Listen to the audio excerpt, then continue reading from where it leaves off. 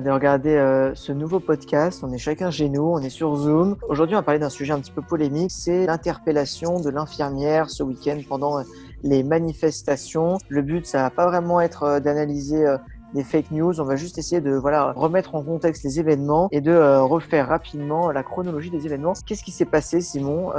Où est-ce qu'on était le mardi 16 juin 2020? Oui, alors donc le mardi 16 juin 2020, ça se passait à Place des Invalides à Paris. Une manifestation du personnel soignant qui réclame du coup plus de moyens et des revalorisations salariales. Et donc la manifestation est organisée par les syndicats de soignants et les tensions montent entre les forces de l'ordre et les manifestants au fil de la manifestation. Exactement. Et là, on revient du coup à 16h51 sur BFM TV. On voit une femme habillée en blouse blanche. Du coup, on suppose forcément que c'est une infirmière qui jette des morceaux de bitume sur les forces de l'ordre. Et là, à 16h52, il y a une première charge des policiers. C'est une compagnie de sécurisation et d'intervention de la gendarmerie nationale. Et à 16h55, Farida C, c'est son nom, est interpellée par les policiers. Elle est immobilisée au sol. Et là, la polémique commence, Simon. Oui, alors sur une photo à un autre angle, on voit que Farida est donc agrippée par une policière par les cheveux. Et sur une autre vidéo encore, on découvre qu'elle ne saignait pas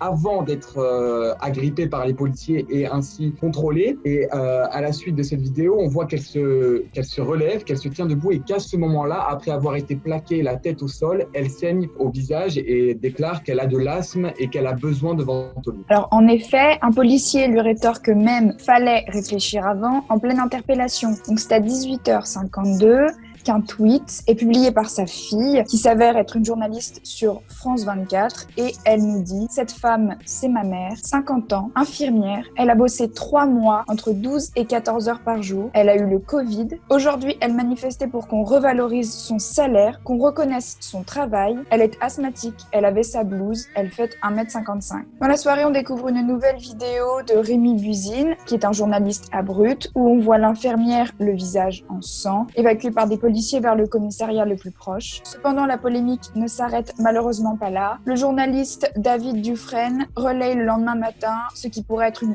des dernières vidéos de la victime, qui est escortée par 2 agents lorsque des témoins lui demandent son nom. L'espace de quelques instants, alors que l'infirmière tente de leur répondre, l'agent met sa main sur sa bouche. Scène violente. On peut supposer un réflexe de la part de l'infirmière.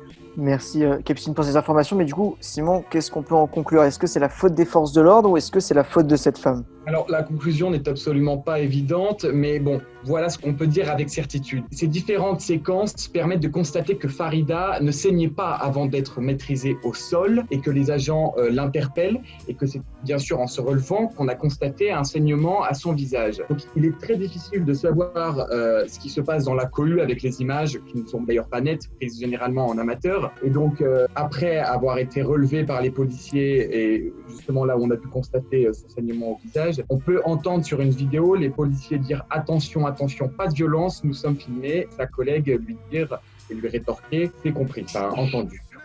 Merci beaucoup pour toutes ces informations, Simon, Capucine. On invite vraiment tous les spectateurs à faire leur propre avis sur cette situation-là. Il n'y a pas de prise de position. C'est des situations qui sont complexes. Le but de cette vidéo, c'était juste vraiment de refaire la chronologie des événements avec toutes les informations. Parce que le problème de cette polémique, c'est que, évidemment, il y a beaucoup de vidéos qui ont été plus retweetées que d'autres sur les réseaux sociaux. Du coup, on voulait vraiment mettre toutes les vidéos qu'on possédait ensemble et on invite vraiment les gens à faire leur propre avis à ce sujet. Merci beaucoup et n'hésitez pas à vous abonner. On va en refaire d'autres, donc n'hésitez pas à rejoindre Parlementoche. Merci.